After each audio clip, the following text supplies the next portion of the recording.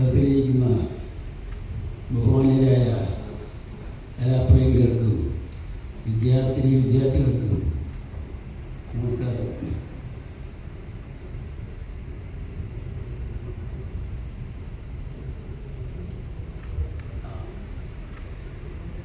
അതറിയില്ല, നാളെ രസായനം കിട്ടും.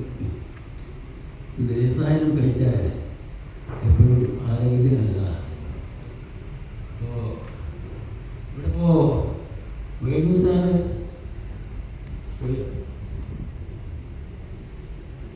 അല്ല ക്ലാസ് എടുക്കുകയല്ല, ഇവിടെ ക്ലാസ് എടുക്കുകയായിരുന്നു. എന്താ ചെയ്തിരുന്നത്?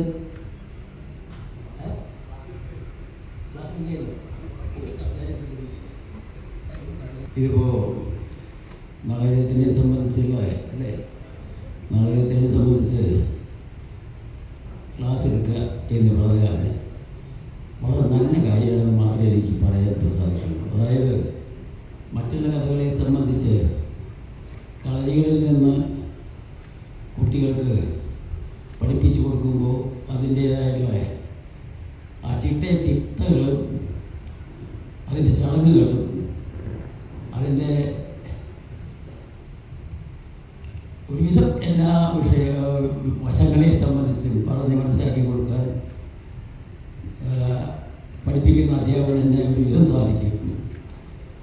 അപ്പോൾ നാടകത്തിനെ സംബന്ധിച്ച് എന്ന് പറഞ്ഞാൽ അത് കളരി ചിട്ടയിൽ പെട്ടതല്ല എന്നാണ് ഉറപ്പ്. പക്ഷേ കളരി ചിട്ടയിൽ ഇപ്പോൾ കളരി ചിട്ട കൂടി ആയിട്ടുള്ളതാണ് എന്ന് പറയേണ്ടി വന്നിരിക്കുന്നു. അതായത് കാരണം കലാമണ്ഡലത്തിൽ നളയകം പഠിപ്പിക്കലില്ല, പെൺകുട്ടികളെ കളിപ്പിയെടുക്കുന്നില്ല എന്നുള്ള ആക്ഷേപം തകൃതിയായിട്ട് കൊണ്ടു നടക്കുകയായിരുന്നു. ആ പറഞ്ഞുകൊണ്ട് ആൾക്കാരെ അവഹേളിച്ചുകൊണ്ടും ഒക്കെ വളരെയധികം പ്രസിദ്ധീകരണം നടത്തി കഴിഞ്ഞതാണ്. അപ്പോൾ അതുകൊണ്ട് അതിനെ ആ നളയകം പഠിപ്പിക്കുന്നില്ല എന്നുള്ള ആക്ഷേപം കൂടാതെ കഴിക്കാൻ വേണ്ടിയിട്ട് അന്നത്തെ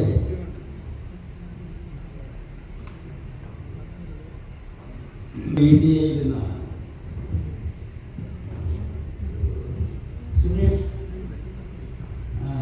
സുരേഷ് സാറ്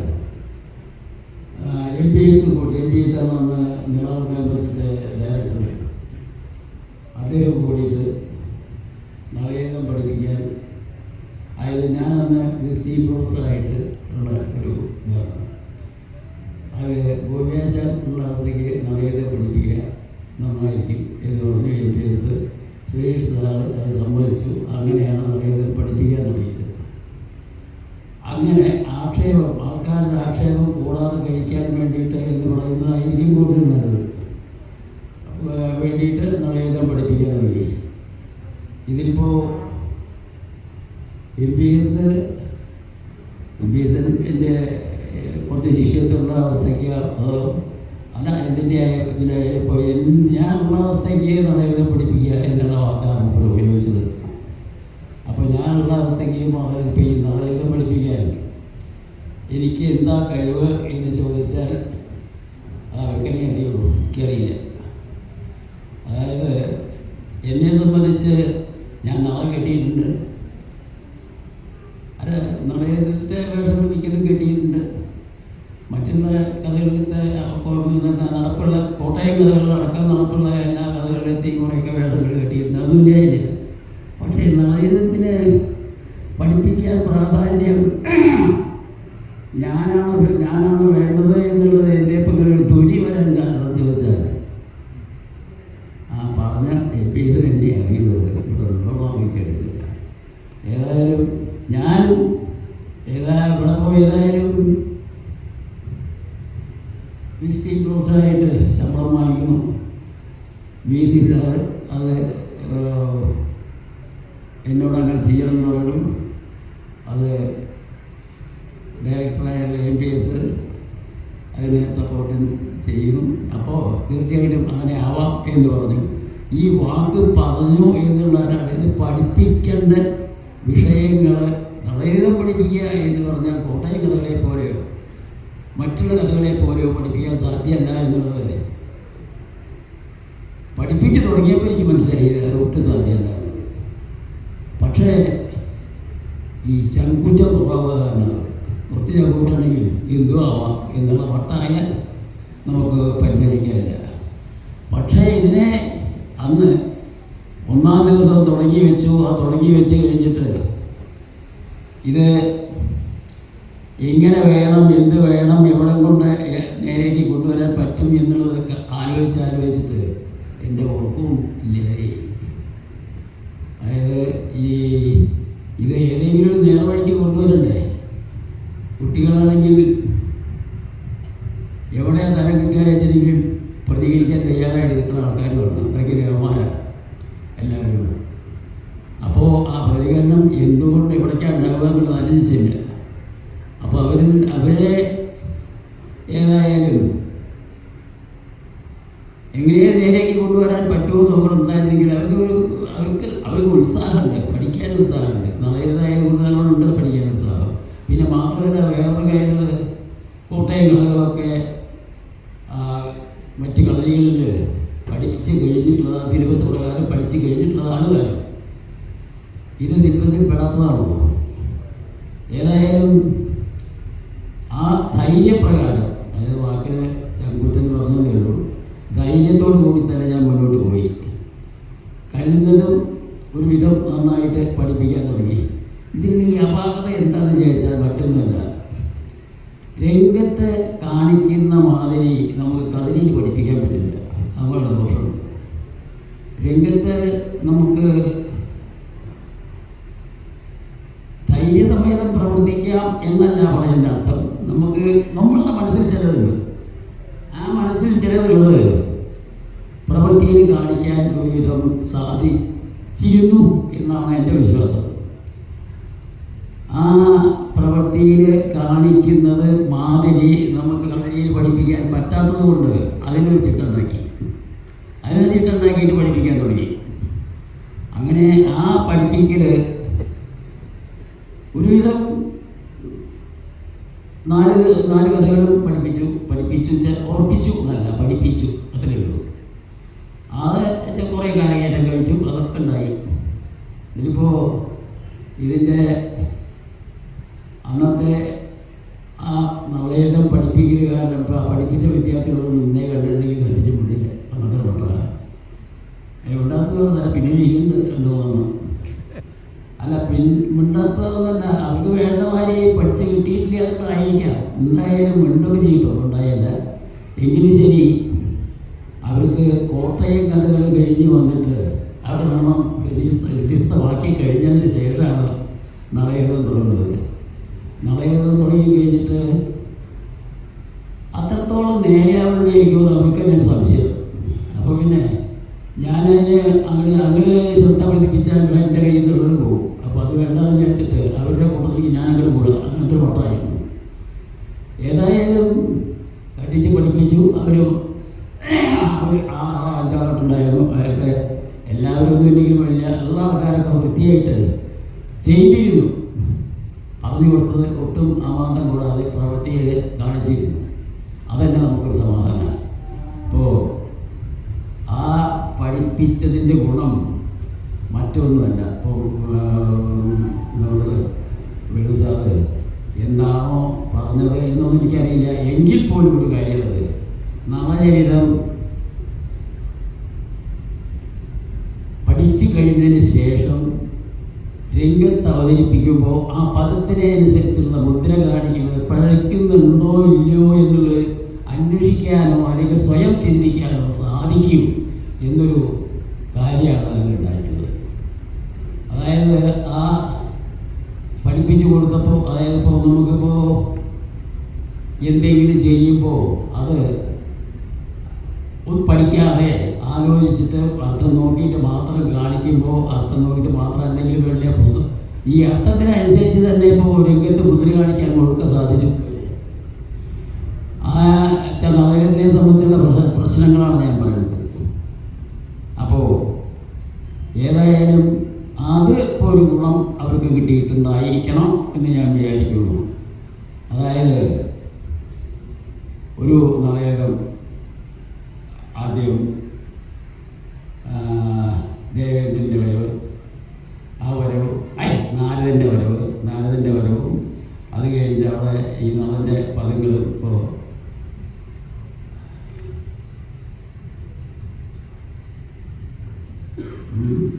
ഭഗവൻ നാരദ വന്ദേഹം, ഭഗവൻ നാരദ വന്ദേഹം എന്ന് മുതൽക്ക് സൗകര്യ എന്ന് മുടക്കുന്ന ആ ഇത് നാരദനോട് പറയുമ്പോൾ തെറ്റാണോ ശരിയാണോ എന്ന് ഞാൻ ഒന്നും പറയില്ല.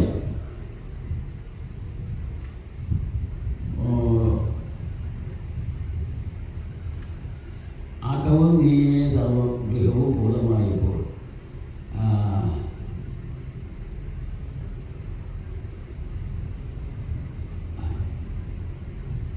വരവിന്നെങ്കിൽ നിന്നിപ്പോൾ എന്നാണ് എന്താ ഹരിവങ്കല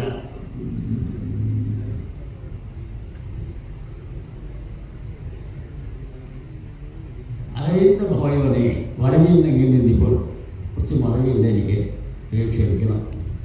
അപ്പോൾ ആ വരവ് എന്നുള്ളത് സ്വയംകൃതമായിട്ട് ഞാൻ ഒന്ന് കൂട്ടിച്ചേർത്ത് കാണിച്ചു തുടങ്ങി.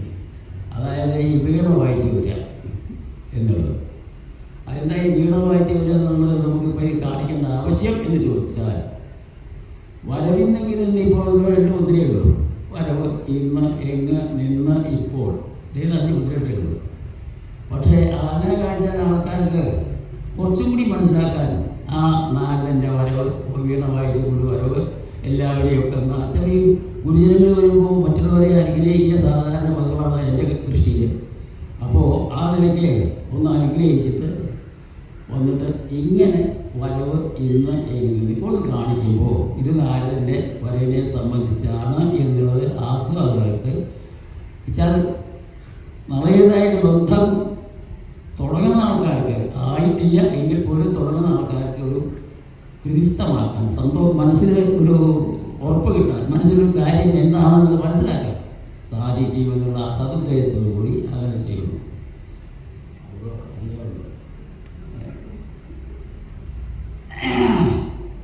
അപ്പോൾ ആ വരവിന്നെങ്കിൽ നിന്നിപ്പോൾ കഴിഞ്ഞു ഹരിമന്ദിരത്തിൽ നിന്നോ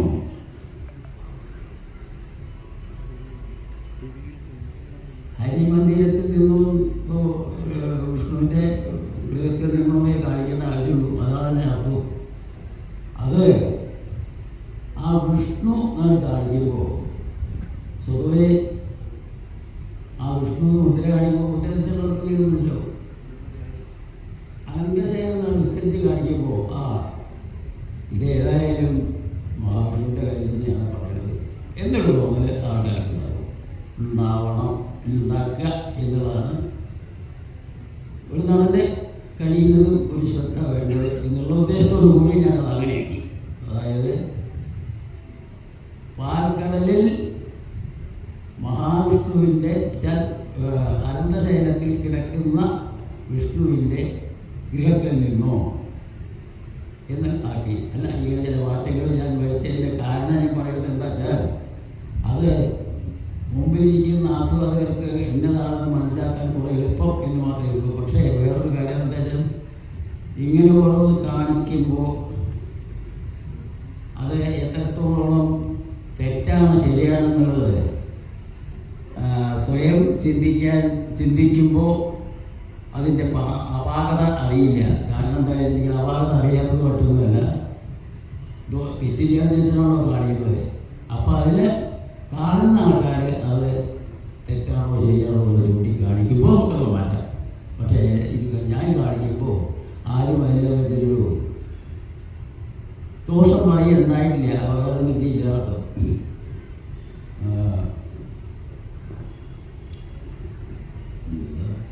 അല്ല, അങ്ങനെ ഇപ്പം ഇതൊന്നും നിശ്ചയിച്ച് പറയേണ്ട ആവശ്യമില്ല. അതൊക്കെ വേണു സാറ് ഇതിൻ്റെയൊക്കെ ശരിക്കും പറഞ്ഞെങ്കിൽ അർത്ഥം പറഞ്ഞാൽ വേണു സാറ് കുറേയൊക്കെ എൻ്റെ നാളിൽ കണ്ടിട്ടുണ്ട് അദ്ദേഹം. കാരണം തെറ്റ് ശരി പറയാനും അദ്ദേഹത്തിന് ധൈര്യമായിട്ട് പറയാം. അദ്ദേഹത്തിന് ഞാനതിന് വേറെ തിരിച്ച് പറയില്ല എന്ന് അദ്ദേഹത്തിന് അറിയാം. മാത്രമല്ല അത് കൂട്ടത്തിൽ അദ്ദേഹത്തിൻ്റെ പാടിയിട്ടുള്ള ഇതിനെ അർത്ഥം വ്യക്തമായിട്ട് പറഞ്ഞു കൊടുക്കാനും അത് തെറ്റായിട്ട് കണ്ടാൽ ചൂണ്ടിക്കാണിക്കാനും കഴിവുള്ള വ്യക്തികൾ നമ്മളുടെ ആലോചിച്ച് നോക്കുമ്പോൾ ചുരുക്കം ചില ആൾക്കാരേ ഉള്ളൂ. അതിൽ പ്രധാനമാണ് വേണു സാറ്. ആ നിലയ്ക്ക് വേണു സാറ് എന്നോട് ഇത്തരം കാര്യങ്ങളൊന്നും ചൂണ്ടിക്കാണിക്കൽ ഉണ്ടായിട്ടില്ല. അപ്പോൾ വല്ലാതെ തെറ്റായിരിക്കും എന്ന് ഞാൻ വിചാരിക്കില്ല. തെറ്റി ഇപ്പോൾ തന്നെ ഇപ്പോൾ അദ്ദേഹം ഏതൊക്കെ പറഞ്ഞെനിക്കറിയില്ല. എങ്കിലും ശരി അദ്ദേഹത്തിന് ചൂണ്ടിക്കാണിക്കാവുന്ന കാര്യങ്ങളേ ഉള്ളൂ. അതൊക്കെ ഇപ്പോഴും അതാ. അങ്ങനെ ഞാൻ കുറേ മാറ്റങ്ങൾ വരുത്താതെ ഞാൻ ചെയ്യണത് കുറേയൊക്കെ കുട്ടികൾക്കും പറഞ്ഞു കൊടുത്തിട്ടുണ്ട്, എങ്ങനെയാണ് കാണിക്കേണ്ടത്. പക്ഷേ ഞാൻ അപ്പം തന്നെ പറഞ്ഞിട്ടുണ്ട്, കാണിക്കേണ്ടത് ഇങ്ങനെയാണെങ്കിലും അത് കാണിക്കുമ്പോൾ വല്ലാത്തൊരു അപാകതയായി ഇത് കാണിക്കേണ്ടിയിരുന്നില്ല എന്നുള്ളത് ആൾക്കാർക്ക് തോന്നിപ്പിക്കാതിരിക്കാൻ ശ്രദ്ധിക്കണം എന്നുള്ളത് കൂടി കൂടെ പറഞ്ഞു കൊടുക്കാറുണ്ട്. ഇതേമാതിരി ഞാൻ ഒരു പുസ്തകം എഴുതി. അദ്ദേഹത്തിൻ്റെ ആ പുസ്തകത്തിൽ സ്വതവേ എഴുതാറാണ് അതിൻ്റെ അർത്ഥങ്ങളൊക്കെ വ്യക്തമായിട്ട് പറഞ്ഞ് എഴുതിയിട്ടുള്ളത്. അപ്പോഴും ഞാൻ ആ പുസ്തകത്തിൽ എഴുതിയില്ല. പക്ഷേ ഞാൻ പുസ്തകം വായിക്കുന്നവരോട് പറയാറുണ്ട്, ഇതിൽ എഴുതിയിട്ടുള്ളത് മുഴുവൻ വായിച്ച് ഇതെല്ലാം ശരിയാണെന്നുള്ള ഉദ്ദേശത്തോടു കൂടി നോക്കരുത്. ഇതിൽ തെറ്റുകളുണ്ടോ ഇല്ലയോ നോക്കണം. ഈ തെറ്റുകളിൽ വേണ്ടാത്തതാണോ ഈ കാണിക്കുന്നത് എന്നെല്ലാം ശ്രദ്ധിച്ച് നോക്കിയതിന് ശേഷം വേണ്ടത് മാത്രം തിരഞ്ഞെടുക്കുക, മറ്റുള്ളത് ഒഴിവാക്കുക എന്നുള്ളത് ഞാൻ വിസ്തരിച്ച് പറഞ്ഞിട്ടുണ്ട്. അപ്പോൾ അല്ല പറയാച്ചാൽ പുസ്തകം വായിക്കുന്നവരാണ് തോന്നുന്നുണ്ട്. എല്ലാവരും പറയാൻ പറ്റിയെങ്കിലും കുറേ ആൾക്കാരുണ്ട്. ഇങ്ങനെ പറയാനുള്ള കാരണം എന്താണെന്ന് ചോദിച്ചാൽ, രംഗത്ത് ചെയ്യണ മാതിരി പുസ്തകത്തിൽ എഴുതാൻ പറ്റില്ല, പുസ്തകത്തിൽ എഴുതിയിട്ടുള്ള മാതിരി കാണിക്കാനും പറ്റിയെന്ന് വരില്ല. അപ്പോൾ അതിൻ്റെ അപാകതകൾ എന്താണെന്നുള്ളത് ഈ രംഗത്ത് ചെയ്യുന്ന വ്യക്തി പ്രത്യേകം ശ്രദ്ധിച്ച് ചെയ്യാൻ വേണ്ടി ശ്രമിക്കുക എന്നുള്ളത് പ്രത്യേകം ശ്രദ്ധിക്കേണ്ടതാണ്. ഇങ്ങനെ ഇതിനെ വെച്ച് ഇപ്പോൾ ഇനി ഞാൻ കൂടുതലൊന്നും പറയില്ല. ഇങ്ങനെ കുറേ പുതിയ വഴികൾ ഞാൻ ഉണ്ടാക്കിയിട്ടുണ്ട് എന്നുള്ളത് പറയാതിരിക്കാൻ വയ്യാതെ മാത്രം. ഇതിൽ എന്തൊക്കെയാണ് ഈ പുതിയത് എന്ന് ചോദിച്ചാൽ, ഇതിനൊരു കാര്യങ്ങൾ എന്താ വെച്ചാൽ, എനിക്ക് വലിയൊരു തെറ്റ് പറ്റിയിട്ടുണ്ട്. മനഃപൂർവ്വം അല്ല, എനിക്ക് കാണാൻ എൻ്റെ ഗുരുജനങ്ങളായിട്ടുള്ള ഗുരുനാഥന്മാരുടെയും ആചാര്യന്മാരായിട്ടുള്ള വേഷക്കാരുടെയും വേഷങ്ങൾ കാണിക്കാൻ സാധിച്ചിട്ടില്ല. പ്രധാനമായിട്ടും അത് സാധിക്കാത്തതിൻ്റെ ദോഷം എനിക്ക് നല്ല പോലെ ഉണ്ട്. അത് ഇല്ല എന്ന് ഞാൻ പറയണില്ല. അതുകൊണ്ടൊക്കെ പാകപ്പിഴവ് ധാരാളം വന്നിട്ടുമുണ്ട്. അപ്പോൾ എന്തുണ്ടെന്ന് ചോദിച്ചിട്ടുണ്ടെങ്കിൽ അതുകൂടി ഞാൻ ഇവിടെ പറയുന്നത് വെച്ചാൽ, മറ്റുള്ളവർ ചെയ്യുന്നത് സമയം കിട്ടുമ്പോൾ, സൗകര്യം കിട്ടുമ്പോൾ തീർച്ചയായിട്ടും കാണണം.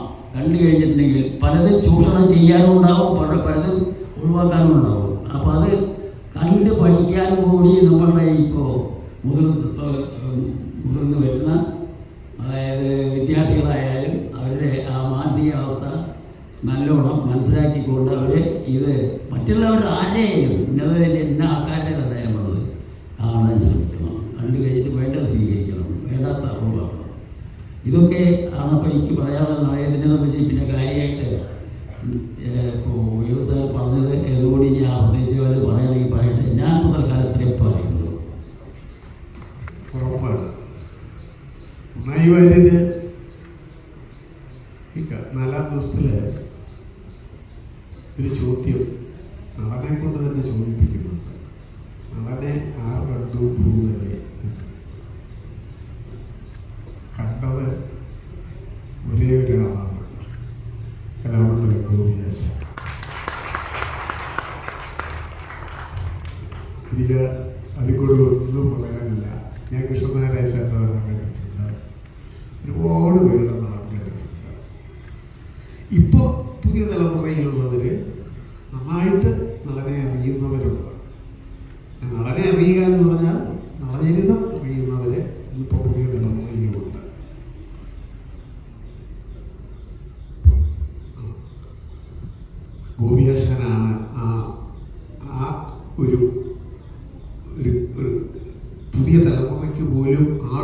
രസകരമായി നടനെ ചെയ്യാനുള്ള ഒരു വഴി കാട്ടിയത്, ഒരു സംശയമില്ല.